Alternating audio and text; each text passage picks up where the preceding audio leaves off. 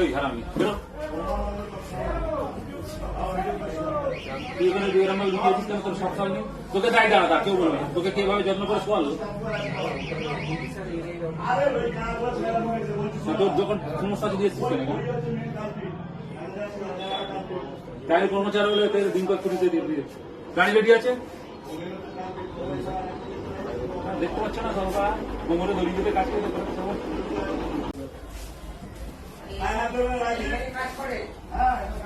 এই হারামি বেরো।